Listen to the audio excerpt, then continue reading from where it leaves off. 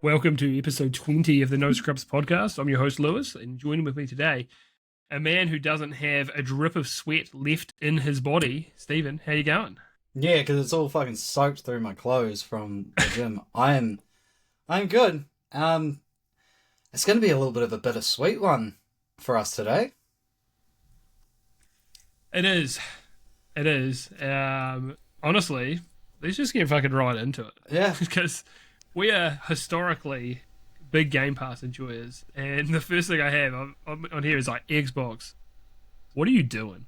What the fuck is going on, dude? So, Xbox Game Pass, all the tiers I believe are increasing in price, but the biggest one is Ultimate is increasing by 50%. So, in the US, it's going up to it's 30 USD. In New Zealand, I actually have the price here slightly wrong because I thought it was $45, but it's $45.95. $46 a month. And I'm paid up until October next year, so I will still kind of be dabbling things, but once that's done, I don't see myself resubscribing. It's not at that price. No fucking way. Like, it went from the best value in gaming to this. Like, PlayStation Plus actually now for, I believe if you go from the medium like tiers and stuff, or like PlayStation Plus has significantly more games for you to play than Game Pass. And as much as I actually do like a lot of the offerings on Game Pass, I think the quality of what you get on PlayStation Plus is generally slightly higher than the Game Pass stuff. So went from look way better because I have both subscriptions because I'm a sucker, to then me really just going to be having one by the end of it. Once I'm done with, I still got 12 months of Game Pass there, but once that's done, maybe PC. But even PC Game Pass now is going to $24.45 a month in New Zealand, and I don't know if I want to spend that.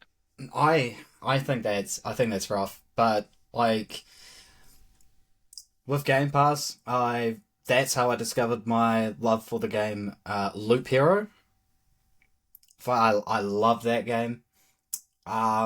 It was also a really good thing for you wanting to dabble those $30 indie games, but you're not really ready to part ways with $30 because you don't know if it's going to be worth the time. But because $30 is not like a $20. I'm kind of like, I can throw $20 away. Yeah, I'm like, whatever, right? I'm happy to just throw $20 at anything. For $30, I'm kind of like, oh, you've really got to be worth my time for $30. But when you think about it, it's just like I'm not happy about the game increase, but it's like it almost felt inevitable at this point because yeah, I mean the whole thing was, is it profitable? And they kept saying yes, it's profitable. So either it's profitable and they're being really fucking greedy, or it's not profitable and they're trying to make it profitable. So either they've been talking shit, or we're talking shit and it's not profitable, or it is and they're just greedy fucks. So I actually think hasn't been profitable. They just, there's ways in business where you can be like, look, it is profitable because of this, but not including the development cost of the games because they're not selling as many. Like, yeah, there's some interesting stats about it. Like Bloomberg reported that putting Call of Duty on Game Pass may have cost Microsoft $300 million. Like, that's absurd money, and that's why it seems like they're doing what they're doing. Like, $300 million? Are you fucking kidding me?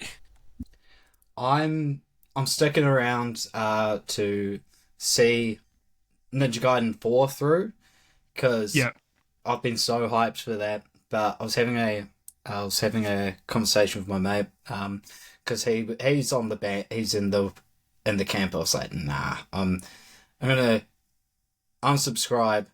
And then if there's a game coming out, then resub just for that game. I think the only game I can think of would probably be my cozy slop in the form of my time at Evershine.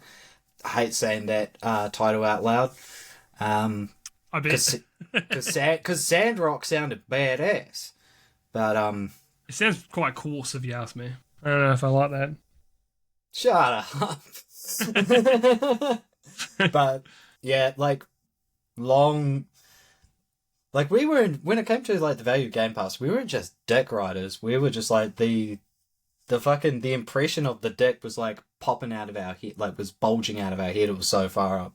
But you know, everyone's got to take a principled stance, and it's just like, man, that's a little. It was insane value though. Like it genuinely was. Like I know there was talk of people being like, "Oh, but it's not in." My dog's just crying, mate. If you keep crying like that, I'm gonna get the Hassan Piker Zap collar out, mate. You're gonna fucking know. I was about to say, is he collared? He's actually got the same. It's a little red collar. He's got the same one since he was a puppy, and that shit is faded as fuck. Too small to have little zappers on it. I just thought topical, you know. Topical. Now what you need is a little collar that whenever he does something dumb, you press a button and it's just a loud audio that says, "I am stupid. Me, I am stupid." Me, Keith, your son, I am stupid. He's locked in the office with me because Alex is here with her cats, and he's wants to play. Mixed. He's mixed bag on the cats because he hasn't been around too many. Like he's usually okay, and then you see him kind of eyeing them up, and you're like, bruh, chill out. Really? Because it always seems to be like, at least in cases I've witnessed, it always seems to be the cats that are the instigators. Like the dog. He is more scared of one of them than they are of him. But yeah, that's what happens. Like because he grew up around a cat for a little bit, but didn't live with a cat for like 5 years.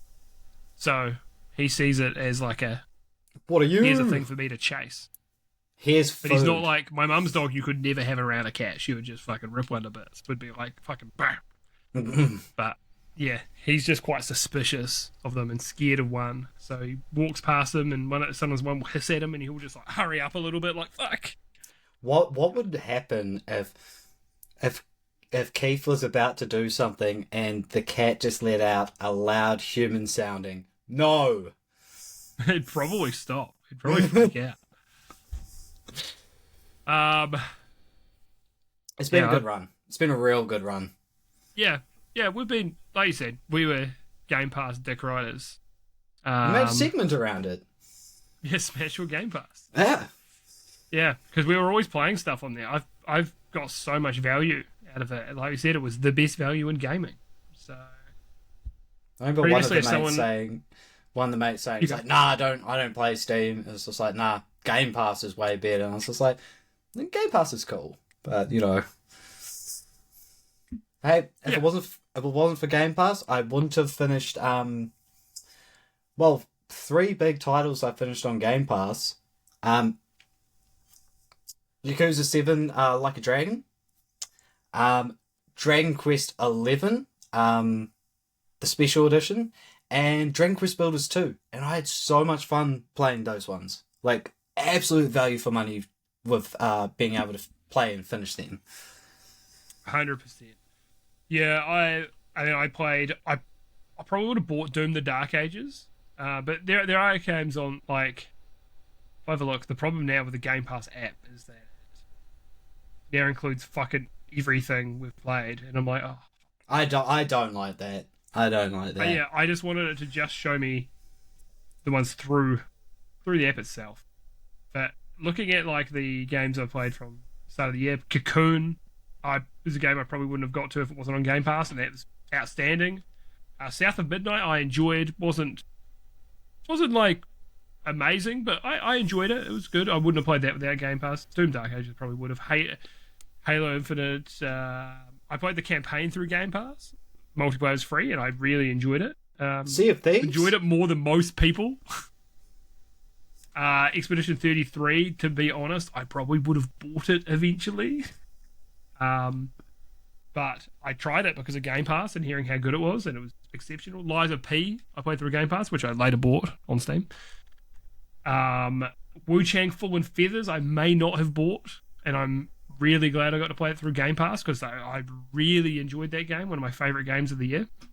So, hey, Silksong I bought because it was $28 on my price. I'm going to own this game. So, yeah, we've been playing Grounded 2 recently. which I'm not going to really buy a survival game because I'm not a survival game person. But Grounded, so far, I'm enjoying a lot, and we might end up stopping fucking streaming it because we're not all going to keep paying for Game Pass. So I've got more Game Pass, you've got a bit more, and then I think Script and DT might wait until their month runs out, and then we'll have to play something else. So we'll find something else on Steam. Back to Helldivers or something. Yeah, exactly. Back into the arms of PlayStation. So yeah, look at getting cuddled and looking back. It's like, you did this. So yeah, I was. Friendship has ended with Microsoft. PlayStation is my best friend now. But let's be honest, for us, it's Steam. And I might do what your mate's doing once get my Game Pass subscriptions ended and just pay the $25 for a month of PC Game Pass. Play through 100 games. Some games now are coming out in New Zealand at $140. I would pay for a month of PC Game Pass, play a $140 game, go fucking Shurikaze, and then unsubscribe. You know? Because it depends on the game for me. Some games I do want to own, like all the From Software games. I'm going to buy them outright, you know, stuff like that. And some games like Doom the Dark Ages, I was happy to finish that and go, wicked. I'm never going to play this again. That was good. I was a bit harsh on it at the time, but the more time passes, the more I'm like, it was good. I did enjoy it. It was worth it. And it probably would have been worth buying, but overall, I'm like, I'm not going to play it again. I'm just the type of person that I replay very few games. I want to play through it, experience it, and go, that was great, and then put it down. You know, that's how I operate. Don't get me started on replays. Like, you know how I said that I beat Trails in the Sky remake, right? Yeah. You go to these bulletin boards and they've got like side quests for you to do. I completed every one except one, and because it timed out, if you progress too far in the story, there's sort of like a bit of a not a time limit, but like if you progress too far in the story, it times out, and I was furious, and I was like, I'm not gonna fucking play through this again for that one side quest, unless. I get it. No, I say that, and this is something that's come up a couple of times here about like, look, I don't really replay through games, and then you're like, nah, well, didn't you play through Dark Souls 1 and 2 earlier in the year? So shut up. Didn't you play through like 5 runs of Dark Souls 3 with mods? No, shut up. But I have these like exceptions where I'm like, okay, every now and again, I want to play through those games because I adore them so much. But yeah, everyone has their. Something interesting. What are you doing, Keith? What are you doing? Something interesting though that they are doing, like Xbox, is they're going to be making some changes to their cloud gaming service, and they're going to offer it with ads, but for free, and up to like 1 hour play sessions, up to 5 a month, and. So you have to watch a bunch of ads and then you get an hour to play a game, which could be good for people trying to figure out, do they want to buy it or not? And yes, it's streaming, and it's good for people to figure out if they want to get into the streaming side of it. Can I actually run this shit, and will it run well? So I think that's cool. They said there's a large list of games you can play, and you can stream a number of your own games as well. So if you know, I don't know, staying somewhere else, staying at your girlfriend's house, and she doesn't have an Xbox, but she's got a fucking smart TV. You can stream it to the app on the smart TV, bring your controller. Let's be honest, if you're at your girlfriend's house, she probably doesn't have that shit hardwired into the Ethernet, so it's probably going to suck. But, you know, speaking from experience. Well, I think that's cool. So that's something that they're offering that is nice, but I want to play the games locally generally. Like, we don't have any servers in New Zealand yet, so you're going to Australia, you know, for the servers. And look, I know I'm going to sound dramatic, and people like it's 50 ping to Australian people. Are like, oh, 50 ping, that's fine. Brother, I tried playing Halo against bots on that with a Ethernet connection, and the delay, I was like, nah, I can't play like this. I was like, it's too much. So I think that it is cool, and it's nice that they're doing something free, but it's more of like a tool than a great way to play games, So. But at least that's one positive thing to come from this. I should actually go through the tiers and what they offer. I should have done that before, but I'm shit at my job. So, Game Pass Essential is going to be $15.95. That's what you get, 50 plus games on Xbox console, PC supported devices. Which also weird, it says PC and supported devices when Essential is not PC Game Pass. They're different things, but it's fine. That's what you need. That's what you need to play online on console as well. And then you go up a tier to Premium. You got $22, and you get access to 200 plus games. And you get the stuff that launches in Ultimate. You get 12 months. 12 months after launch, they come to Premium. So that could be the strat for some people, as long as you're not in an urgent rush to play these things. $22 a month, still not cheap, but better than $46.95. Oh, sorry, $45.95. $46 for that. You get 400 plus games. You get the day one games. Includes EA Play and Ubisoft Plus Classics. Who wants to play fucking 10-year-old Assassin's Creed games that have not aged well? Oh, me. Who fucking cares? That's something they added. They're like, look at all these games they've added to Game Pass, and it's just like, oh, Tom Clancy's Ghost Recon Breakpoint, Assassin's Creed Freedom Cry. What the fuck is that? Assassin's Creed Revelations, Assassin's Creed Chronicles Russia, Chronicles India. Oh my god. Oh my god, that's crazy. Oh, more Assassin's Creed Unity, Assassin's Creed 3 Remastered. Oh my, Assassin's Creed 2. Child of Light, yeah, banger. Rayman Legends also banger. But they added mostly Assassin's Creed games. I'm like, bro, I don't give a fuck about this. And then the PC Game Pass, hundreds of PC games. New games day one, including Xbox launch games, third-party games, blah, blah, blah, includes EA Play. That is probably a segment that won't discontinue, and that's taking pop shots at Ubisoft. Oh, that'll never go. It's going to keep coming. Oh yeah, Fortnite Crew is coming to Game Pass Ultimate in November, and you get access to Battle Pass and 1,000 V-Bucks every month. But the thing is, if you're into finishing Fortnite Battle Passes, you're probably not playing much else because they take a lot of time. So wouldn't it make sense that you just buy that and save yourself some money instead of doing it through Game Pass Ultimate? Yeah, nice try, Microsoft. I might see if Alex can collect keys.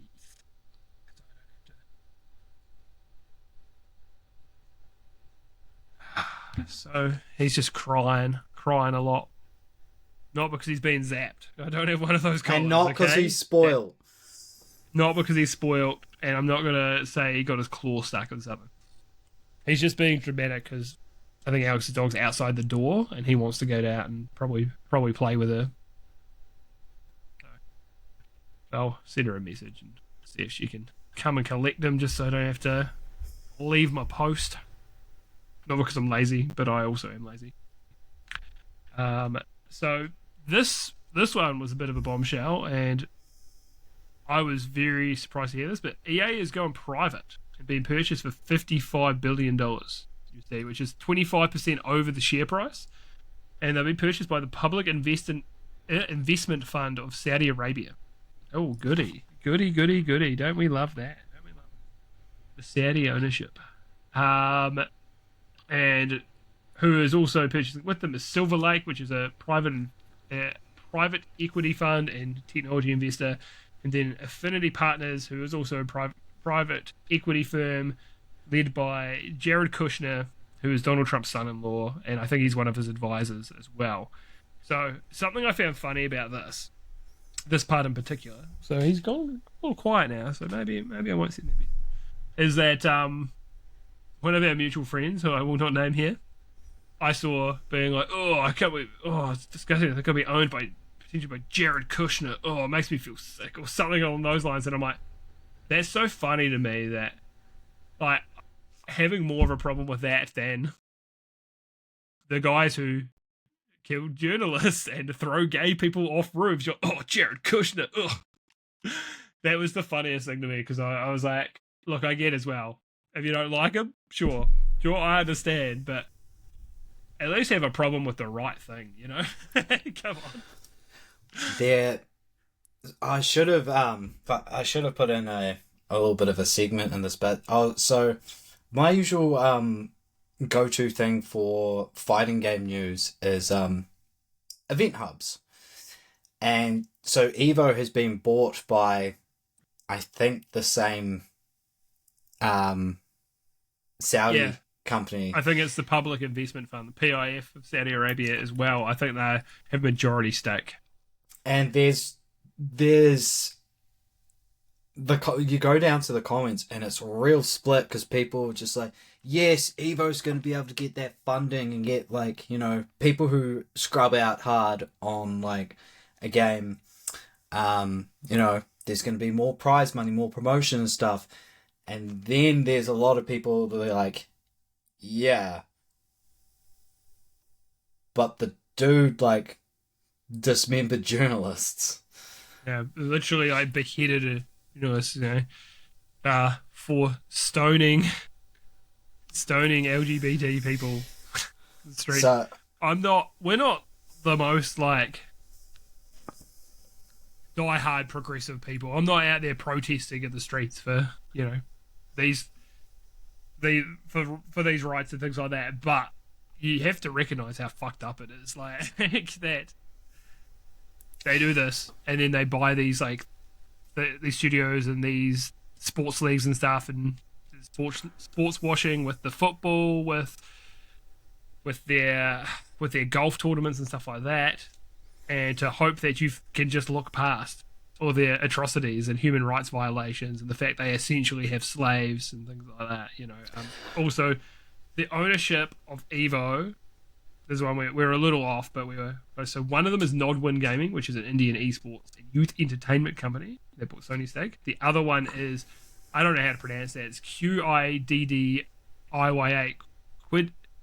Qidya, which is Saudi Arabian government-backed mega project. So it's not the Public Investment Fund. It's not part of that, but it is backed by the Saudi government separately. So it is still partly Saudi owned. It was just, we just didn't quite get right that, you know, it's close enough, but slightly wrong. It wasn't the PIF, which is, it's good to note that now. And we don't have Scriptlet hitting with us with an actually. I can picture the comment now, because I've said this, it might happen. Yeah, but what's something interesting about this is the part where I'm like, I don't know enough about business. So because they were having to borrow a lot of money for it, it was putting them into $20 billion of, like, financing debt. And they essentially, it sounds like they will be trying to find a way to cut $20 billion out of EA. So I think BioWare's going to go. I think they're going to be like, see you the fuck later. Maybe they try sell BioWare. Maybe they try sell some of the IP. Maybe they sell Mass Effect 2. I don't know who the fuck would want to buy it at this point. Microsoft might buy it, and that's great. I can't wait for them to fucking mismanage it. Put on Game Pass and chuck it up another $10 a month. But I imagine they mostly want EAFC, you know, the FIFA essentially, and Madden, and because of the college football as well. Like, so more sports washing, you know. I actually think EAFC is the biggest one, and it's, first of all, the game globally is massive, but second of all, so they can plug their own fucking football league. Like, the marketing idea behind that is pretty brilliant, to be quite honest. They can just feel like, you guys love Ronaldo, right? Remember when we put him in that fighting game? We're gonna just keep pushing him on you because he's our fucking star of the league, and it's a good idea. Speaking of which, dude, like with City of the Wolves, fun game. People say that the graphics look dated. And I was like, I don't know. I kind of like the comic book graphics. Sort of reminds me of a little bit like a better and crisper version of the visuals of Marvel vs. Capcom 3. But by fucking God, they went ham on the marketing and stuff. Like, they got Ronaldo. They had it. I think it was like a sponsor at WrestleMania and stuff like that. And I was just like, did you put this much money into the game? Because, like, it's a good game, but, like, you know, it's mechanically, I would say it's several yards behind two other big heavy hitters, or the heavy hitters, being Street Fighter 6 and Tekken 8. Yeah. Absolutely. And it feels like no one has been... I know that technically, yes, that Mortal Kombat sells better than those games, but Mortal Kombat is not a better game. Tekken and Street Fighter, and to be fair, and Arc System Works games, they're the top tier, they're the upper echelon, and then King of Fighters is no offense, King of Fighters games are great, but they are kind of a step just below them as well, I feel. But they good, but yeah, it feels like this is that step below as well. So I feel like they could one day get to that level, but it's just going to take it. I don't know. Is it? I mean, clearly they're going to have enough funding now. Yeah. I wonder if they can reach those heights. I'd like to, not because I want to see the Saudi royal family winning, but I would like to see those games actually reach their potential as games, because we love fighting games. They've got, yeah, exactly. I'm a fan of games. I want games to do well. I also want to do a quick thing. Don't know how you feel or how everyone feels about paying for cosmetics, especially in fighting games, but no one, absolutely no one, Capcom. Oh yeah, here's Mecha Zangief skin come to Street Fighter 6, and it looks kind of tight. Not gonna lie, it looks real detailed. Like, a lot of people are like, oh, we prefer the old version where he just looked cartoony and like the beard was like all like just chunky and stuff. He looks like he's from Halo. Mecha Zangief, you say? Street Fighter 6. Oh, dude. He looks fucking awesome. And you know, sometimes, like, I've sort of been a little bit of a sucker for it. I remember getting the upgraded version of Street Fighter 5 Championship Edition, and which came with people's a lot of costumes in it. And you know, I tried maining a character because one of their skins looked fucking mint. Not the pervy ones. Sure, bud. We know that you played a bit of R-Maker back in the day, so... Yeah, she was my secondary main. Yeah, there we go. I like grappler hybrids.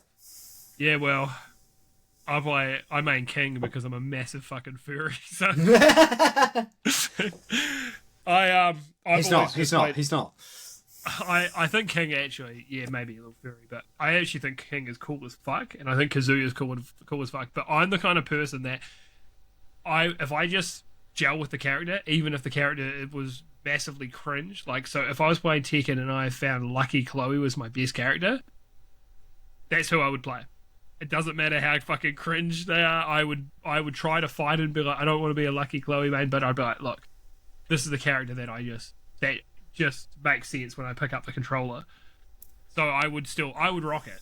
But I'm just so glad in Tekken, I'm like, oh, I'm so glad I like cool characters by chance. Oh, thank God.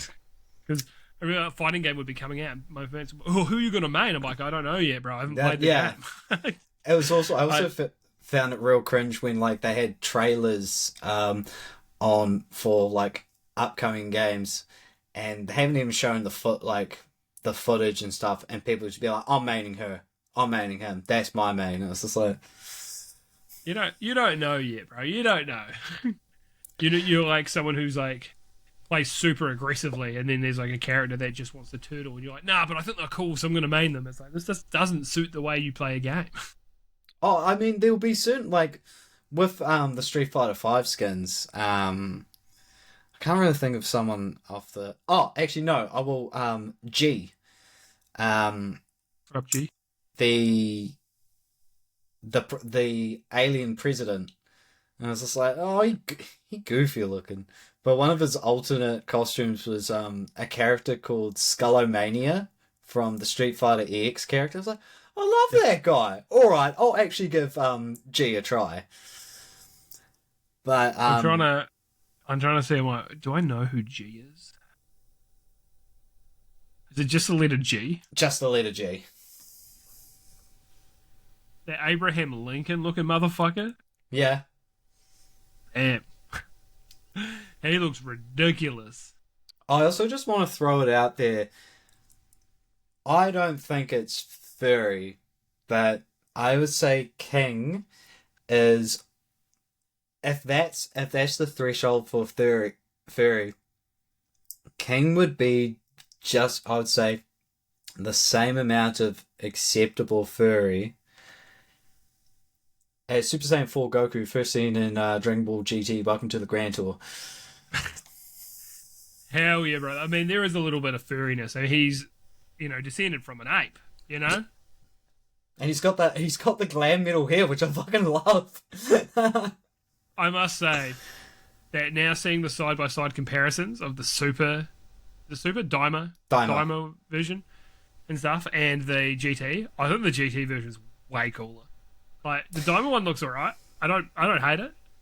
But I see the GT one, I'm like, bro, that's so effortlessly cool. Yeah. The only thing that I kind of prefer, I like both, but obviously I like GT more.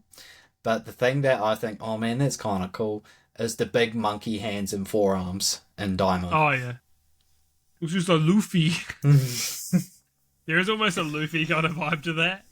I know his wings he stretches, but I've seen Luffy just with big bits and stuff. Well, it's cool. I haven't watched One Piece. Well, with Kid Super Saiyan 4, he's running around on his hands like an ape. I was like, hell yeah. I'm glad they've leaned into that. That's cool. But yes. This is like us. Every time I'm like, yeah, we got off topic a bit about the EA stuff. But I did want to say as well, like, what's one studio that you really would want to salvage yourself, or one IP from EA you'd want to go somewhere else? Because my one, I want Dead Space to go to Capcom. Oh, give Capcom Dead Space. They'll actually fucking treat it right, and they'll treat it with respect. And they'll make a fucking great. They'll do a great job of it. I started cramping up doing that. He got so excited by hearing Capcom having Dead Space. Yeah, actually, because Capcom can do horror, obviously. Yeah, and they're doing sci-fi with that upcoming game. You might remember the name of the one with the little girl on the back. Yeah. Stigmata or something. Pragmata. Yeah. Pragmata. But usually between us, we manage to get them. Like it's you get half of it, I'll get the other half. Yeah. So I think that they could do it. I can't think of who else would be a good fit. I mean, to be fair, maybe. Look, hear me out. Wouldn't be perfect, but Konami would be the next one, and get Bloober Team to make it. Yeah. I think they could do a good job. Hearing about, I haven't played Chronos: The New Dawn, but people I know who have played it really liked it and said there was not entirely Dead Space, but there was a little bit of a Dead Space vibe to it as well. And they said the gameplay feels like it's there, that they could do it. So that would be my next pick. That would be lower down than Capcom for me. Alternatively, Resident Evil's been killing it. if they can't get the IP, get Koei Tecmo to cook something up. And this is not a jab, not a jab. But with Koei Tecmo, they are really good at having their own spin on other ideas. Like, Neo. I like Neo. Yeah? It's not my favourite of the Souls-likes, but I do enjoy it. But the problem with these Koei Tecmo ones is that they love just having loot fucking everywhere. So you'd be playing a Dead Space Koei Tecmo, and you'd be like kill an enemy, and it would drop like 1,000,000 fucking like bits of loot out of it, and that you got to collect. And then it's like, your survival horror just has me with 1,000,000 ammo in the inventory. What are you fucking doing? Oh, what? I gotta quickly. But that would be them as the publisher. Who's the ones that make it? Is it Team Ninja? No, Team Ninja does Ninja Gaiden. We gotta look that up. We gotta be. Yeah, it's Team Ninja. Neo's developed by Team Ninja. Called it. Fuck, I'm good. Oh, I'm such a gamist. And well, it's also like with the 3D Ninja Gaiden. Again, this isn't a slight, but I would say that Ninja Gaiden feels a little bit like Devil May Cry, and that's not a bad thing. But then it's like a little bit similar, but they tweak enough that it makes it feel like its own. And yeah, and then Koei Tecmo did Dragon Quest Builders. They did a fun little spin on Minecraft. So if the IP Dead Space IP remains dormant, Koei Tecmo, someone should just be like, "Oi, do that, but like you do it." Hey, give it a go. The other studio, so Hazelight, who did It Takes Two and Split Fiction, they're not owned by EA, but they do publish their games. And EA may own the rights to those games, but it kind of doesn't matter because they could still make their own thing. Because I could see Joseph Fares being like, all right, we want someone else to publish our game, because he's very outspoken. If he does not like the new ownership, he might just go, cool, who wants to publish our game, and go to another big player.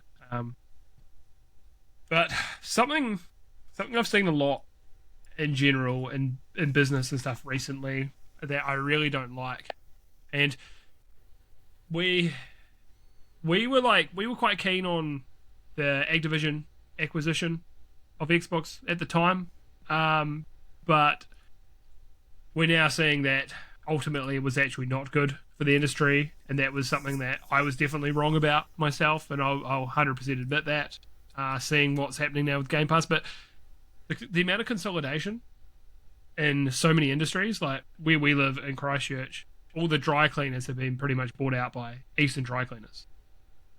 That's just to name one industry, right? Now one big chain owns almost every dry cleaner in the city. And so the problem is that when there's only so few, so many places you can go to, as they can dictate the price. And they haven't done that yet, but that could happen. They could one day go, we're doubling all their prices. What are you going to fucking do about it? Well, you're going to go somewhere else? There is nowhere else. We've fucking bought everything. And that's what I worry about what's happening here. Like, is the, Saudi PIF, are they going to end up gobbling up more? Just Microsoft gobbles up more. Sony gobbles up more. And then we're left with 4 fucking companies that own the entire industry. And this would be a long way away, This wouldn't be happening overnight, but it feels like it's happening all the time. Like the company I work for, not even a big business in the industry. There's way bigger businesses. They've bought two businesses since I've been there. These kind of things happen, and there's just not going to be the same independent ownership. There will still be indie devs and things like that, but you're not going to have small teams like, even not. This isn't a tiny team, but you're unlikely to have teams of like 40 people on their own, especially if they're like a publicly traded company. Then either it'll end up being a hostile takeover and you'll just get these big companies buying shares and buy enough to take them over, or they'll be like, look, we'll offer you 25% more. Like this here with EA, we'll offer you 25% more for your shares than they're worth, and you only have to get X amount of people to say yes. I think in the States it might be about 60%, but I think it depends on the deals. And if you're over that threshold, then everyone else has to sell their shares as well, and the company to go private.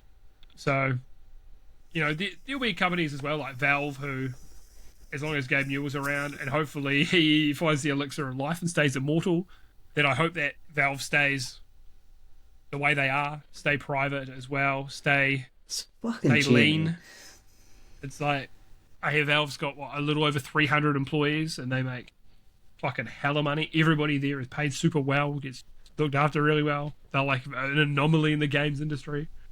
I'd love to see them make more games, but yeah, I very much fear the consolidation. And like I say, I was wrong on this whole Xbox, Activision Blizzard, King. Can't forget King. They're actually worth a bit of money.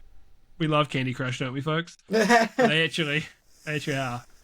So yeah, as I'm getting older, I'm not one of these people that goes capitalism bad, but there is kind of this hyper capitalism that I'm not liking. It's like Korea is a great example of it.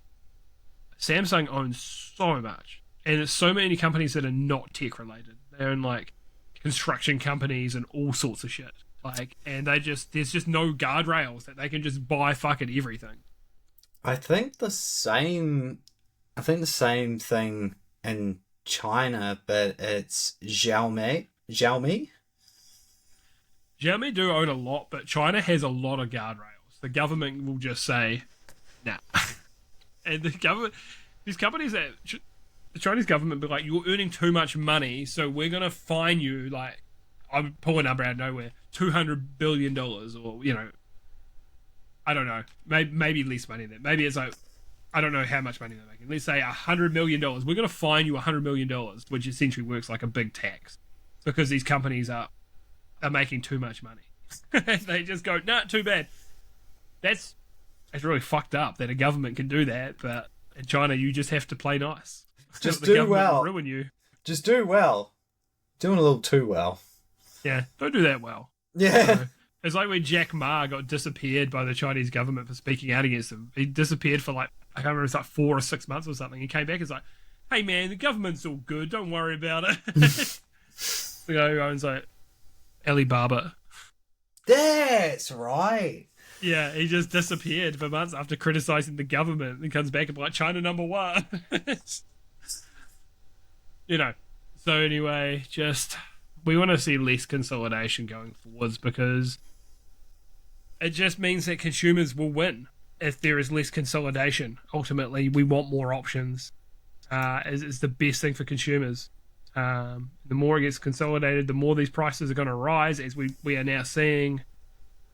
And I know as well, it's going to be so funny for people who go online and watch podcasts and stuff, like every single like Xbox, like, not that we're Xbox creators, we are just PC primarily and talk about a bit of everything, but Xbox creators being like, yeah, so I cheered this on and now I regret it. What are you going to do? Like, it's crazy.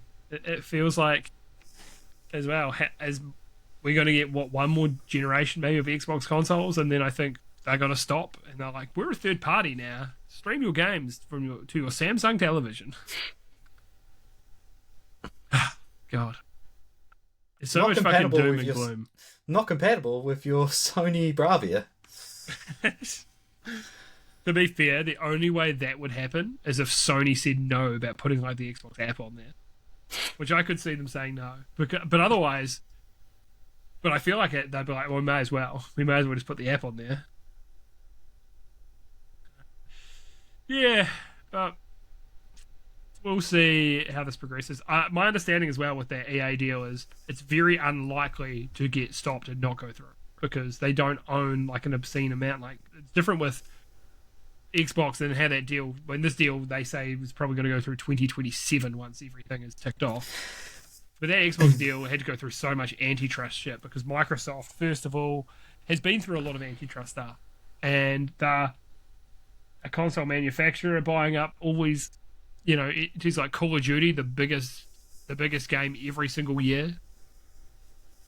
You know, and then the potential of which they wouldn't do, especially now knowing how much everything costs. But the potential of them making it exclusive, go against a lot of these kind of antitrust and things like that. So they had to make those deals. Like, and they're like, we're going to bring every upcoming Call of Duty to the Switch for the next 10 years, or whatever Nintendo console. So they made a lot of these deals to be like, look at us doing these good things.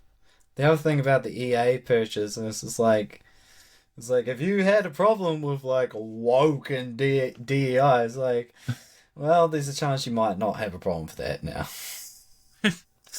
Yeah, I'm wondering if the culture, because generally for these companies that have been bought by the Saudis, the culture generally doesn't change because they want to be seen as, you know, look, we're allowing this. We're great. Look at these things we're allowing. We're allowing men to kiss. Look at our tolerance. Not in our country, though. Not in our country. We'll throw you off a fucking roof. So, it's something we're going to have to get used to. And the thing is, EA doesn't have a heap that I want. Really, there's a couple of things. Like I said, It Takes Two I thought was excellent. I'm not really a Battlefield guy. Plants vs Zombies I'm kind of gutted about, and they've got Peggle. I love Peggle. Peggle's a banger, bro. Peggle was a great game. Dead Space is the big one. Dead Space is one of those few that I'm like, I might end up caving. Yeah, but there hasn't been a good Burnout in so long, man. There hasn't been a good Burnout since Revenge. Koei Tecmo, get onto that. Yeah, dude, they could kill it. Crazy. Burnout Dominator was all right. It wasn't a bad game, but that's when it started kind of falling off. Burnout Revenge came out in 2005. Isn't that crazy? They haven't had like a superb game in 20 years in that franchise. All Koei Tecmo has to do is just make a Burnout inspired game and call it something like Sick Drifts. I hope this becomes a thing. We just keep being like, yeah, Koei Tecmo, get onto that. Yeah. Just do your thing. Pull it up, Koei Tecmo. Yeah. Have you got any EA franchises that you really enjoy yourself? I'm not a Mass Effect guy or a Dragon Age guy personally. Not really, because I kind of just view EA as just the sports developer. EA Sports, it's in the game. E. I get that. And Battlefield hasn't been, like, I know that this one's shaping up to look really good, but Battlefield hasn't been, there's been good games, but they haven't been excellent for, some people would say since Battlefield 3, some people say since Battlefield 4, a year after launch when they fixed it. It just depends on who you ask. For me, Battlefield peaked at Battlefield 2. Loved Battlefield 2. Used to play that shit at internet cafes. And occasionally my brother would let me play on his PC. And then I ended up playing it later in high school when I got my own PC. But yeah, this is the new reality we live in. It's definitely watch this space. Yeah. But concerningly watch. So something interesting is also, I'm not a Prototype guy. I was an Infamous guy, Infamous all day, son. Same. But Prototype's got an update recently, and it broke all the mods, so people were pissed. But there's a bunch of new names and things added to the credits. So people think there's a remake or a remaster coming, which, that's cool. Yeah, good shit. It'd be good to see it get a new coat of paint or something. Hopefully they can.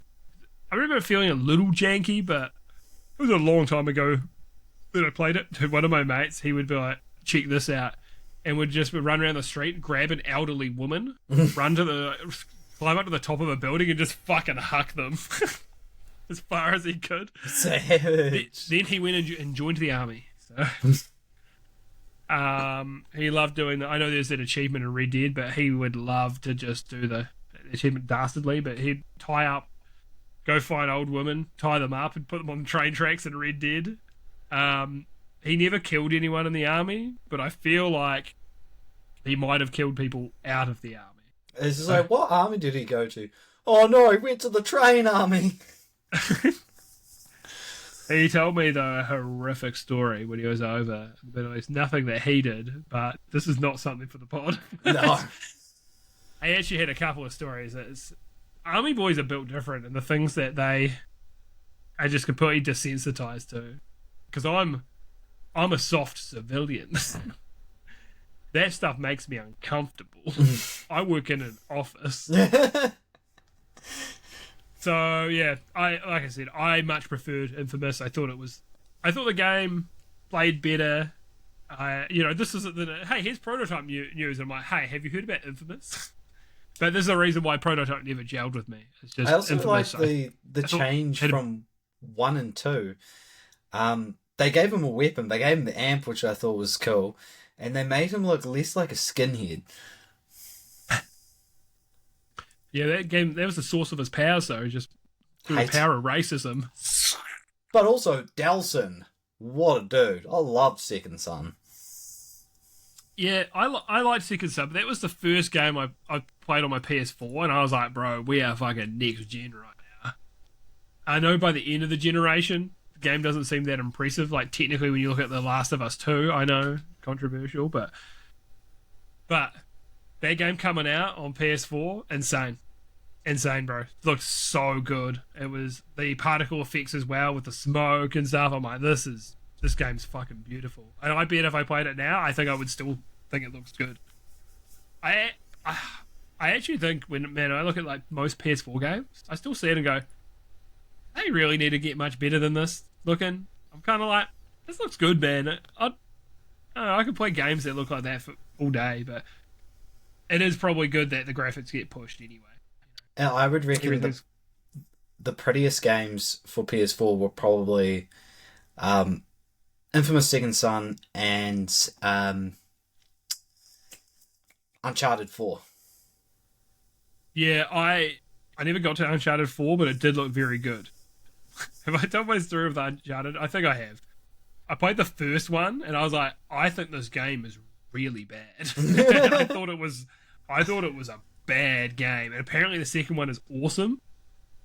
But I couldn't get past the first one. I maybe played for 4 or 5 hours, and I'm like, bro, I'm just not having fun with this. And it was 2 just and like, 3 are so good.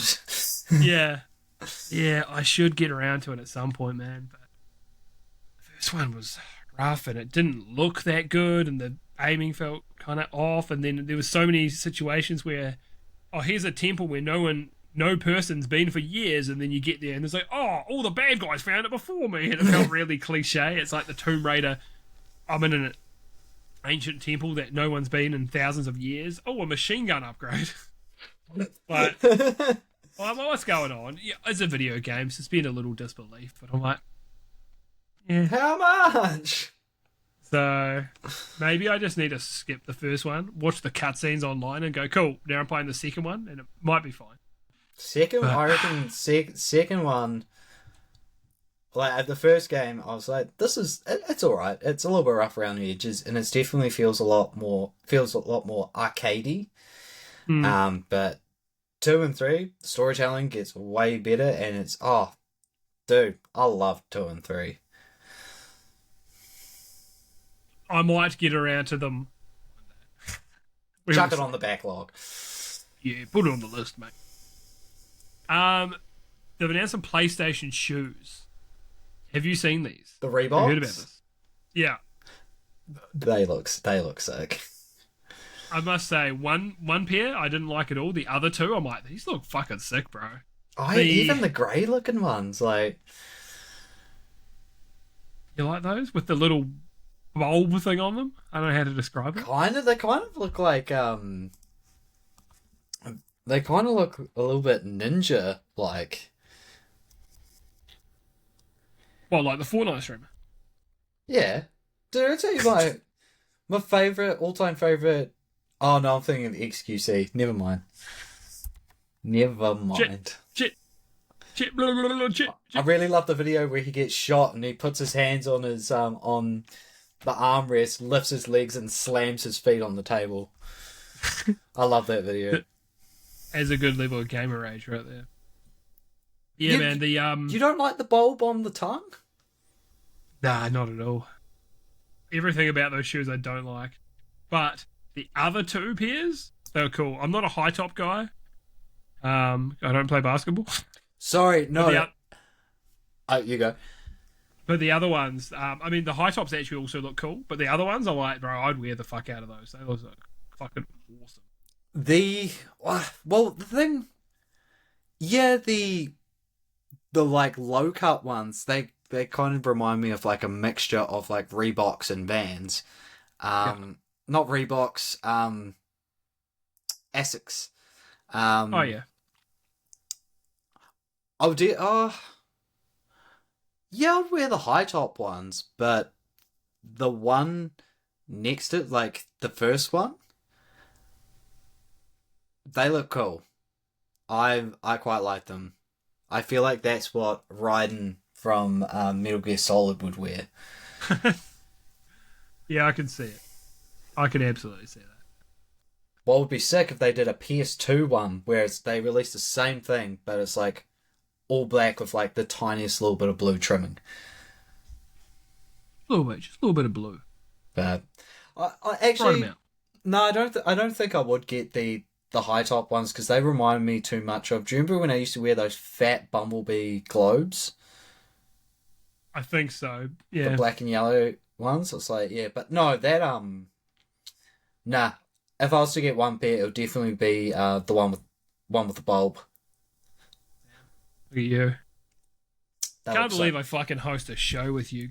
Disgusting. We do a very different taste. And you know, well, I say that as we're wearing black band t-shirts. So, you know. So Expedition 33 is receiving a free update for all platforms. A new playable environment, new enemy encounters, new boss battles for late game players. So it sounds like there's going to be some hard shit in there. New costumes for each member of the expedition, new text and UI game localizations, and more to be revealed. So, free update. Yeah. I heard people saying, because there was already rumors of this, but I heard people saying it's like, they want you to remember them when the Game Awards are coming up. So this was to celebrate them selling 5 million units, which is fucking awesome. It deserves to sell even more, and you know what? When it's on sale at some point, I will be picking it up. I'm gonna do it. Same. I played it on Game Pass, but I'm doing it for sure. I'll do the same with Dragon Quest 11. Yeah, I'm thinking about Dragon Quest 11 at some point too. The game is so big, it's like daunting, but I'm like, I want that to kind of be maybe my first Dragon Quest. Hell yeah. Here it's great. So, yeah, very, very cool. Very happy to see it. So, this was an interesting tweet I saw. Honest, it was going to be the last episode, but that one was already going pretty late, so I cut it out. Don't worry about it. A revenue breakdown for financial year of 2024. This is via Genki on Twitter. So I believe I've got an image here as well. Pull it up, Jay. All right. So what I found interesting about this was add-on content. So like, imagine this is like DLC and skins and things like that, and make up 29% of PlayStation's revenue. Yeah. Hardware, 24% of their revenue. Digital software, 20%. Network services, 14%. So like PlayStation Plus. So it says other, which is SIE, which is Sony Interactive Entertainment, published games plus add-on content outside of PlayStation consoles, 10%. Physical software, 3%. Bro, I'm all for the game preservation. I don't want the physical games myself because it's just something else I've got to put somewhere in my limited space. But your disc gamers are the loudest people and are making up 3% of Sony's fucking, which is crazy. Digital software is 20%, so they're hitting 17% higher. Add-on content though. Add-on content, bro. It's the fucking Fortnite. So this is one of these things. Then people go, Sony have, yes, they fucked up with their live service games. The only one that's been successful was the only one they haven't believed in, which was Helldivers. But people are like, oh, why do they keep trying to make one of these live service games? because add-on content is 29% of their fucking revenue, and then none of that is from their own games. Well, not none of it. Very little of that is from their own games. It's just from fucking Fortnite and Call of Duty skins and all that shit. Like, that's what they want. They want a piece of that themselves. They don't want that's them getting 30%. They're only getting 30% of that sale. Epic Games, when Fortnite skin sales, are getting 70% of that. And that still makes up 29% of their fucking revenue. More than anything else. From the 30% rips. And yeah, they get, when it's Helldivers, they get 100%. You know, great. But Helldivers is not the most aggressively monetized game, and we love that about Helldivers.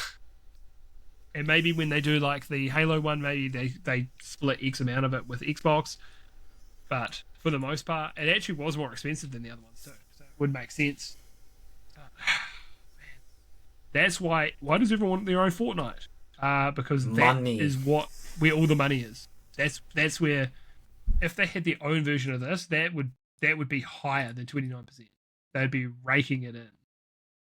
So even if you have half a dozen of these games fail, so if Fair Games and Concord and, you know, those shitfests, well, Fair Games isn't out yet, but rumoured it's probably going to get cancelled, but we will see. Yeah. So they can lose a little money. Yes, maybe they shouldn't have lost I believe they lost $200 million on Concord, but all up with the publisher beforehand, it was another $400 million lost on that fucking game. Holy shit. What? But they've got to keep trying, because if they get one that sticks, then it'll be all worth their while. They could be making, I mean, Fortnite literally makes billions of dollars. Makes billions with a fucking B. That's crazy. What Sony needs to do? Rick and Morty skins, bro. Wubba lubba dub dub. What Sony needs to do? They need to hire Koei Tecmo to make a Battle Royale and call it, hear me out, Weekly. You don't have to elaborate on that name. Fortnite. Oh. Weekly. Fucking dumb. Weekly. I was like, is there some kind of pun here? No. Yeah, it's just a dumb name. But I get it now. Well done. And then Capcom. No, not Capcom. Who would do it? Who else? It'd be Konami would be like, we're going to call it Metal Gear Monthly. Metal Gear Monthly? Dude, I've got to watch a video on Metal Gear Survive and find out how bad it really was. I mean, everyone was so offended. Was Survive? Do you remember that exists? The slots game? No, this was the, I guess, survival game. But it came out after Hideo Kojima left Konami. So everyone was really mad, which is fair enough, because he got treated kind of poorly.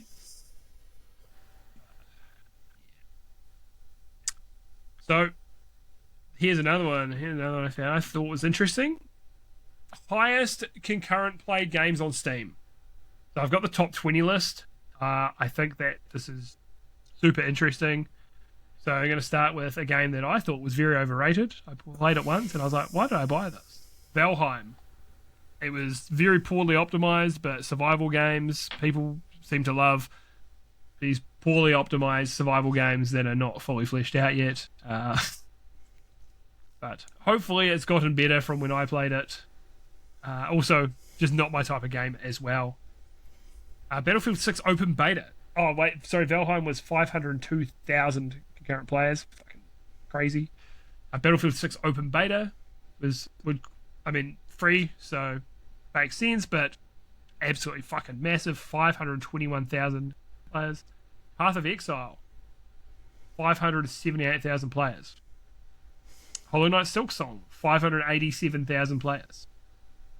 Apex Legends, this one's crazy considering the fall off. As much as I loved Apex for a good while, 624,000 players.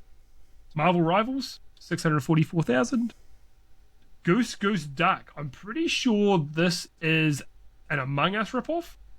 702,000 players, somehow way more than Among Us. Baldur's Gate 3, 875,000, which was pretty insane for a single player. Well, it is multiplayer, but mostly single player game. Hog Leg, 879k. New World, 913k. To be fair, because it's Amazon owned.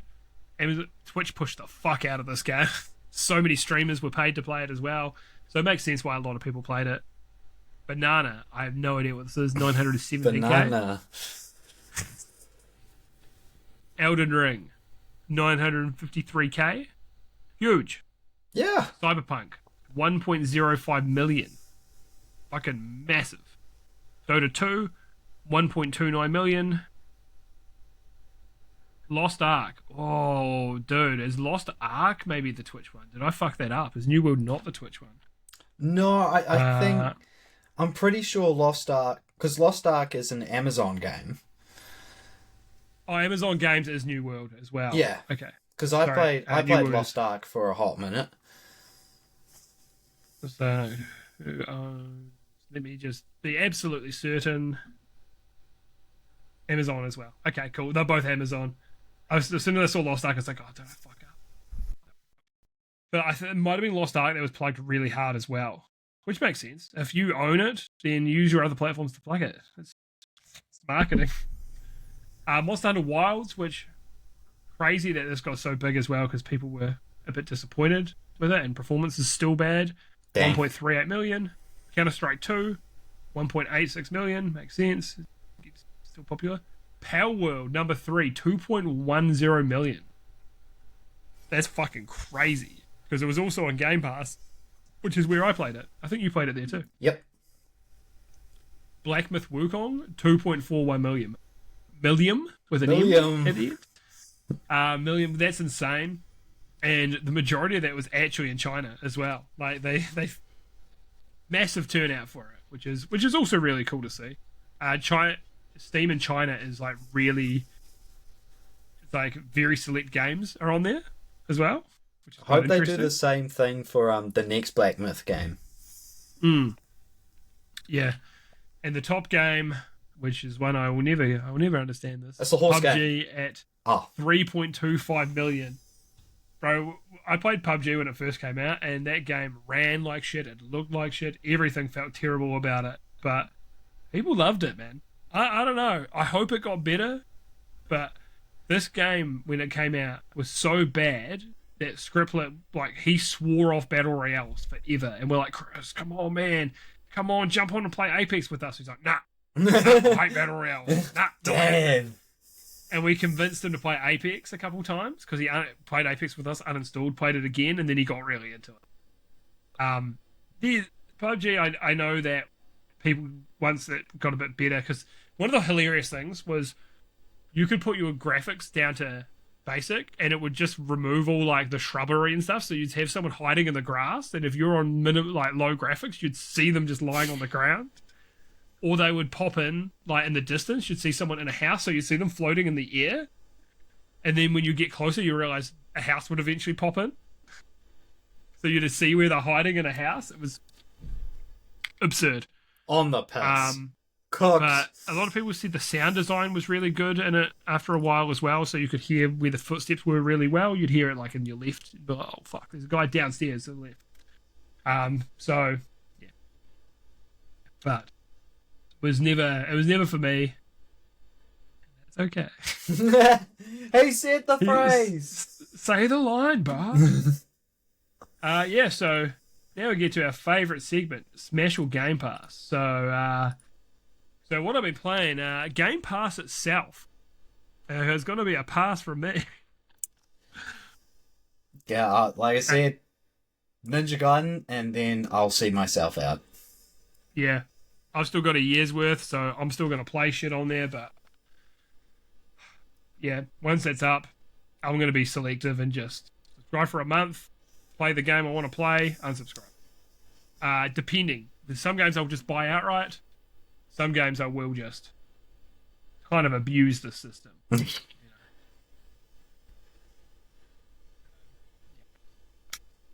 Shame.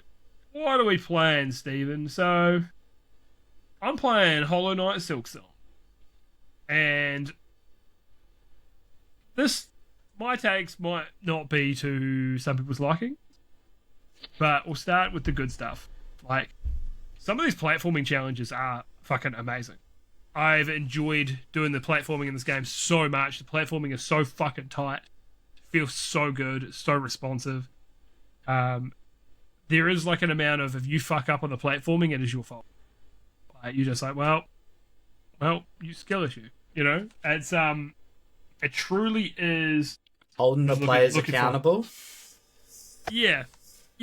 It's really, really good. The game feels amazing to play. The game looks amazing. I love the art style. The bosses, so many of the bosses are so good. They're so fun. They are fucking hard, but they are some of my favorite boss fights that I've played in a very long time. So, and most of the enemies are fun as well and engaging. The combat is just great, and they give you so many tools to work with as well, and the literal tools as they're called, and with the crests to change your fighting style. So that stuff's great. But I had these complaints, and then one of my mates who's been playing it got to some certain points, and he had the exact same complaints as me. And I was like, I'm glad I'm not alone. I didn't like prompt him for this, but some of the boss runbacks, the boss he was talking about was one in like a kind of swamp area. I didn't have to run back to him too many times, but you have to run back for like, probably, he says 5 minutes, but I think it was a little less, but maybe a 3-minute fucking run back. You're going to run back through all these fucking enemies and these platforming challenges, and if you fall into the water below, there's these silk-eating maggots so silk is also how you heal and use special moves. So you have to then build up enough silk to then use your heal to get the maggots off you, and then you've got no silk for the fight. And you could hit your little thing where you die to get your, I'm just going to call them souls because that's what we do. Get your souls back, and you get your silk back. But what I like to do is have a full bar of silk going into a fight, and then be able to use a couple of abilities, and then hit where I died previously, and then just to min-max a bit. So, yeah, those runbacks are really, really rough. Like, but there were runbacks in Demon Souls that were bad. Yeah, game came out, 15, 16 years ago? This game came out fucking now. It's 15 days ago. Yeah. Well, I'm slow, so it's taking me a lot longer to get there than 15 days, but I'm getting there. This one here, I'm going to need to have a sip of water before I get to this part of the rant. Oh boy, Stephen. So, I had heard that there are slight spoilers for Silksong here as well, so if you are sensitive to these spoilers, skip forward a minute or two. So, you beat the game, and you're like, this doesn't feel like the end of the game, and sure enough, I found out there is a third act, right? And to get to the third act, you have to do all these fucking side quests, essentially. They hid an entire act of the game behind fucking side quests.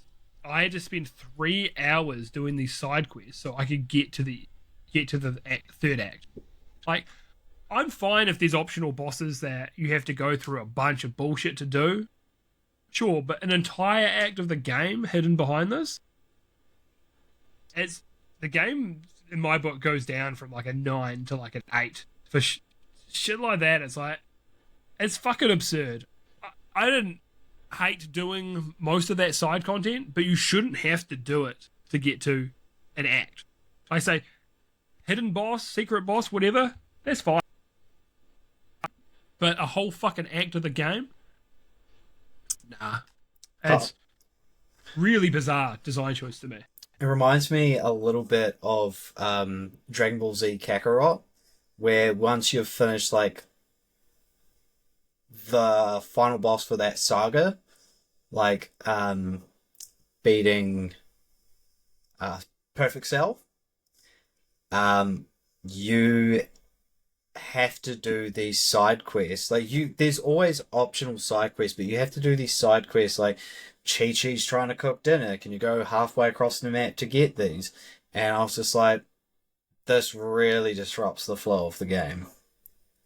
Yeah. Yeah. Stuff like that. Like, you don't want to... Oh, what was the game that I said? Oh, Final Fantasy VII Rebirth. Look, I know I'm a terrible hater. I actually enjoyed most of the game, but it's just like the game just could not get out of its own way. And that's something like this, of like, you just get out of the fucking way of the player and let them go through. And some people would very much disagree with this, and that's fine. You're completely entitled to disagree with it, but I don't think, like I say, an act of the game should be hidden behind a side quest. Yeah. You can hide other content behind it, but not like what is base game.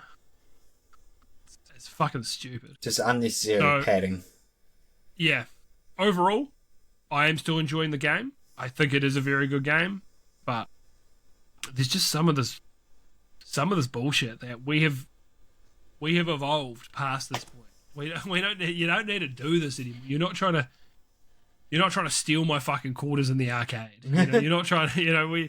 We don't need to have these ridiculous runbacks. What next? Instead of having saves, we have fucking passwords like in the SNES and Sega Genesis era. Okay, no, but bring that back. I had a friend in primary school who he didn't have a memory card, and he had like remembered like one of those Crash Bandicoot super long fucking saves, bro. He just like was like, oh yeah, we'll get to the last level, bang bang bang bang bang bang bang bang bang bang bang bang bang, a super password. I'm like, how the fuck do you remember this? It's actually cool that in an era like that where we still had memory cards, early PS1 games still had shit like that in it, which I think is pretty cool. Imagine like oh yeah, we're gonna do a Crash Bandicoot speedrun, and it just comes down to how fast you can input the password. So yes, I'm still enjoying it, but the game is also it's very like taxing in a good way. Like, I really enjoy the fights, but when I get home from work and I do a workout or whatever, or take the dog for a walk, and I've got a little bit of free time, I look at the clock and I'm like, it's 9 o'clock. I got an hour before I'm going to bed. I was like, bro, I don't have the mental energy to fucking fight one of these bosses right now. I might take me longer than an hour. Generally, it won't, but I'm like, I don't want to get to this boss and then look at the clock and it's quarter to 10 and be like, fuck, I gotta just stay here until I do it, because I don't want to try tomorrow and unlearn the patterns and blah blah blah. I'm like, fuck. So I'm waiting. I'm holding out to the weekend again to have a good jam on it, but I'm on call for work, so we'll see how we go. But then you can't beat them, so you go to bed, fucking all worked up. You've fucked up your heart rate's natural rhythm because you've just been trying to sweat at the game. Yeah. Yep. Pretty much. Pretty much. So getting a notification on your smartwatch that says your stress levels are high, take a break.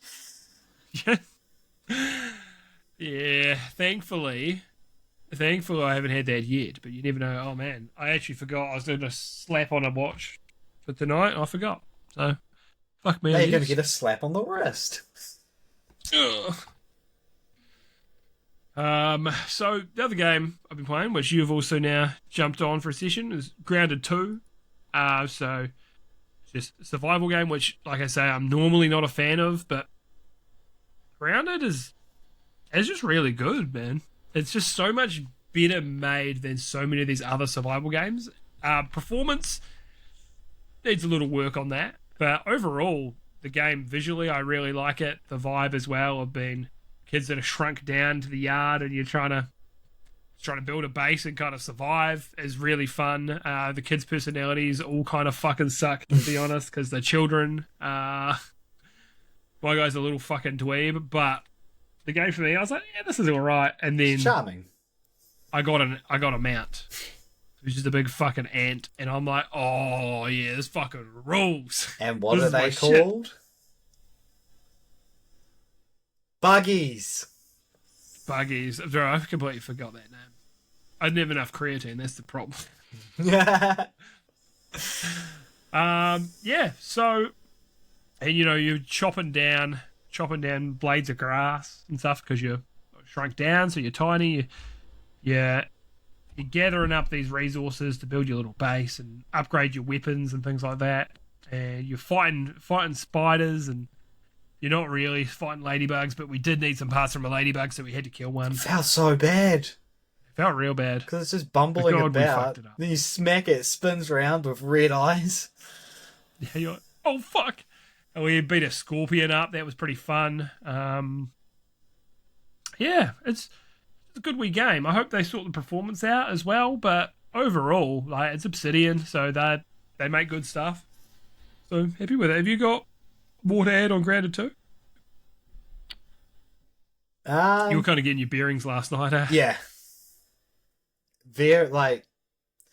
I would just be like, oh, I'm gonna go see where see what DT or Script's up to, and as I'm on the way, it's just like threat detected. It's like, I sure hope it's not an Orb Weaver Jr. It's an Orb Weaver Jr. Oh man! Oh, here I go. Downed in 3 well, hits because I don't have the armor. Yeah. Hopefully, have you got some armor and stuff now? I do. I got like the Yep. acorn armor and the leaf cowl Oh, nice. and some Yeah. shin guards. We might have to make sure next time we jump on that we've done enough to assist you and that stuff, because we kind of just went off and did our thing and just kind of forgot it. So you need to learn the ropes. So what are you playing, mate? What's on the cards for you? I have been sinking a lot of time into Hades 2. Oh, nice. So much time in Hades 2. And Next on my list. dude, it's because I was chatting with Script to it, and he's just like, "Oh, see you've beaten Kronos." I was like, "Good shit, man." And I was like, "I've lost to him once," and he's just Oh, like, Jesus. he's like, "Wait, really?" And I was like, "Yeah, that's just because I had an unoptimized like run, but no, I've like damn near consistently beaten him. I've gone all the way up to Mount Olympus." I don't know if I'm actually, because I'll admit something. In Hades 2, I did have that mode on where there's a chance of you ignoring damage. Hades 2, just raw dogging it, and I don't know if the game's like a little bit easier than Hades 1, but it's like I'm killing it, and It's so funny because I've found it so far. I was playing it in early access. I haven't played it in quite a while. But I found Hades 1 really easy, and I found Hades 2 really difficult.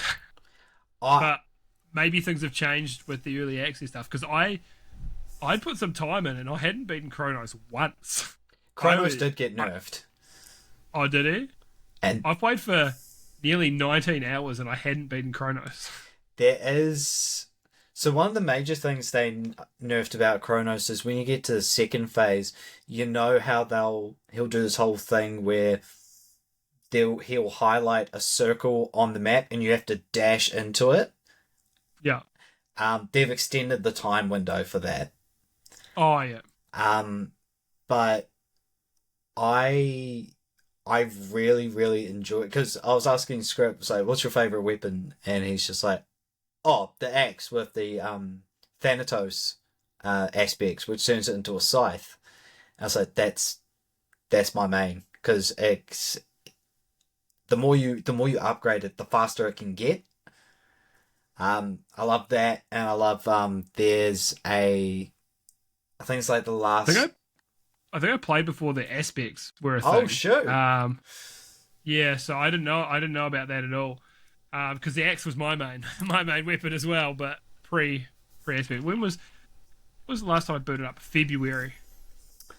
The other weapon I really like, it's called the Black Coat, where it's punch like the gauntlets from 1, but your Y attack, your special attack is fires rockets.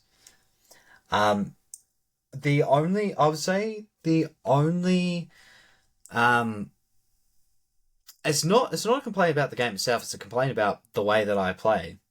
I was absolutely killing it. Like I got all the way up to the the last boss of Mount Olympus with the black coat, but I was running mainly putting all my Poms upgrades on my X attack, which is the boon of Hestia, which Yeah. does burning damage. So I was able to go bop bop bop bop bop, get some distance, let them melt a little bit, dash back in. The problem, and it's like another setup I was doing with the axe slash scythe was so many palm upgrades on Apollo for his regular attack because it gets increased damage radius.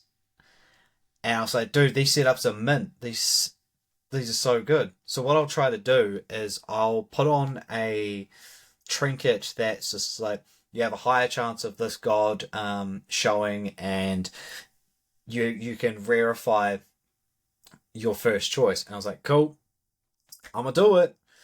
I'm gonna do the Apollo strat on my regular attack on the axe, and as soon as I get it, the boon upgrades. The upgrade for your X attack not listed. I was like, oh, so I'll just end up flubbing a run That's rough, man. because I got a strat in mind, and it's just like, yeah, I'll make sure I'll get that god, and then it's like upgrade your Y attack. It's like unless you get the Daedalus hammer for the axe, the Y attack sucks. It just spins the axe in while standing still. You get the Daedalus upgrade, and you can chuck it. So I don't use the Y at all with the X. No, sounds like you got some pretty good strats there, mate. Oh, dude, I've what me and my mate Gage have been doing recently is on my mouth. Yeah, nah, I can't. He lives in another part of the country. No, my fault. We'll fire up Discord, and we'll either chuck something on that we both sort of like want to listen to, but he'll be playing this really, really, really alpha game called, I think it's called Surround Dead. It's like zombie apocalypse survival, and I'll be playing Hades. And he'd be like, "Oh, do you wanna go play?" Because we've also been playing together, Divinity 2. So like, do you want to chuck on Divinity? I was like, "Yep." 1 second. Actually, one last criticism about Hades 2. It's not really a criticism of the game itself, but it has a hard case of one more run itis. Oh, absolutely. And I'd be like, no. It's just like, I know. I'm going to be able to dick this boss with this strat. Doesn't work out. It's like I can do better than that. Yeah. And one thing else they changed I love that though. From early access is when you fight Kronos, if you paused it, he will unpause your game because he'll be like, "No, I'm the one who controls the flow of time." So, because my mate was like, "Oh, you can't pause against this." It's like, you can, but he's real fucking snarky about it. I paused it, and he's like, "I'm the one who controls the flow of time." It's like, but I'll allow you to do what you need since it seems so much more important than this moment right now. I was like, "Jeez." We love a sassy villain. Love it. Dude, I am glad, even though that I played Hades 1 through early access, I'm actually glad that like I waited for the full release. I watched my mate on Discord play it, and I was like, I thought that might have ruined like the initial shine to it, but I was like, nah, because I would go past places he couldn't because it was still in early access. Yeah. Yeah, as a game that I now I'm like, oh, I probably should have waited for the full release, to be honest. Because at the moment, for me, when I played on early access, Hades 1 is higher on my list than Hades 2. I enjoyed Hades 1 more, but I'm going to give Hades 2 a go. I'm hopefully, as long as I'm not too busy with work this weekend, hopefully I will finish Silksong this weekend, and then I only have to talk about it one more time. I'm hoping the end game stuff is real fucking cool. But so I can get to Hades and we can talk about builds. So it'd be pretty sweet. And also, favorite character is a character called Nemesis. Big muscle mummy. Oh hell yeah! We about that life, boy. Yeah. Yeah, it's good. It's good shit. Some may even say peak. Hades 2, it's great, and it's even better now that it's out of early access and it's got a full release. Yeah, that would it's a smash from me, dog. It's never just one more run. No. You just gotta do it. I had a game like that earlier in the year that I know Monster Train was one of them, but it wasn't the only one. But I had a couple of just more run games. Deep Rock Galactic Survive is one of those. Like, I can just one more. Yeah, I can do it. I can do better. Yeah, than one this. more. Yeah. It's a great game. I need to play that now that it's out of early access as well. But that game was so good in early access too.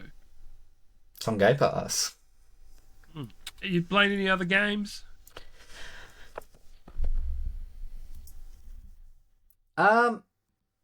No, well, apart from doing like just multiplayer of Divinity Original Sin 2, which was like the team of that did Baldur's Gate.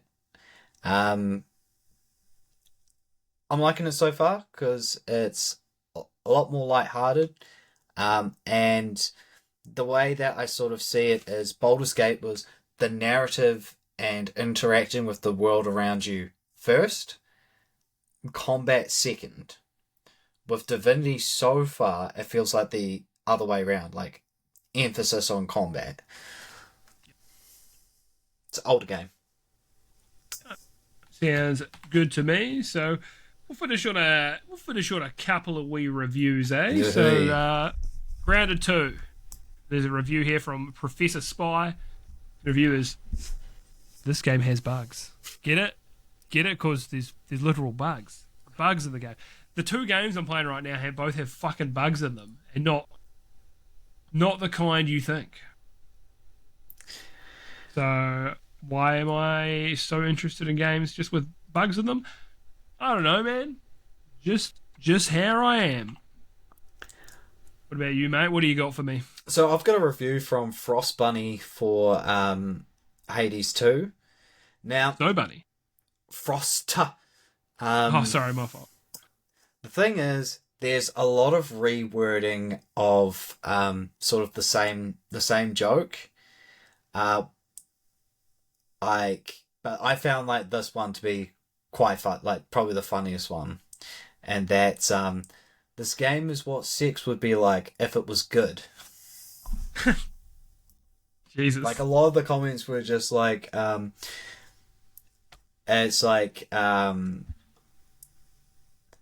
Hades 2 is better than sex because there's no sex too, and a lot of them were just very different iterations or variations of like that sort of same joke.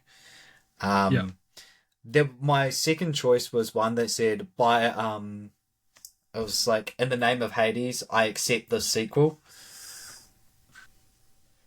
Because that's what Zag would say when he chose a boon.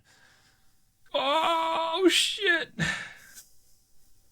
Good song as well, Zacharias. Oh, killer! We love a bit of Periphery, don't we, folks? It has a pig squeal in it. It has like it has such a sick chorus, and the fact that like they end the song with the dying notes. It's like, damn. Dude, that's so good. They only, it's almost like they have to do like a Malinois song. Oh, the piggies. Yeah, oh dude, it's like, is that did you bust a piggy out in there? It's like, damn, I'm a sucker for pig squeals. Yeah, mate, sometimes you just gotta do them. Sometimes, like, I'm not I'm not the hugest piggies guy, but sometimes you're like, that was needed right there. People say more cowbells. Like, nah, more pig squeals. All right, well, it's going to conclude episode 20 of the No Scrubs podcast. I hope that on the next episode we can have a little less doom and gloom for you. It's just something that's kind of had to happen with the recent news, but it's not always going to be that way. Hopefully there'll be some good things coming, and we can just talk about the good. We're going to have Game of the Year coming up, so that's going to be exciting. We'll do our own little awards for that. I don't know plan this year. I want us to both do our awards kind of blind. We do have our own document, I think, and then just go for it. So I'll sort out the questions, and then I'll just have a document for you to fill out, and we don't know what we picked. I think that'll be a bit of fun. Almost like you have the structure of the questions, and it's not even putting them in the document because we'd be able to see that, but almost like we'll write it down on our phone or write it down so like you don't know what. I think we'll have like two separate documents. So I have one for you and one for me, and then they'll be structured exactly the same. Yeah. So they'll have the exact same questions on them, but we'll just fill them out separately. And then I think it's a bit more exciting, just not knowing what the person has. Got a feeling, and I'm sure that a lot of people will be able to guess a lot of my choices for the ones this year, but that's all right. That's what it's all about. All right, but yeah, thanks for hanging with us, and catch you on the next one. Sick.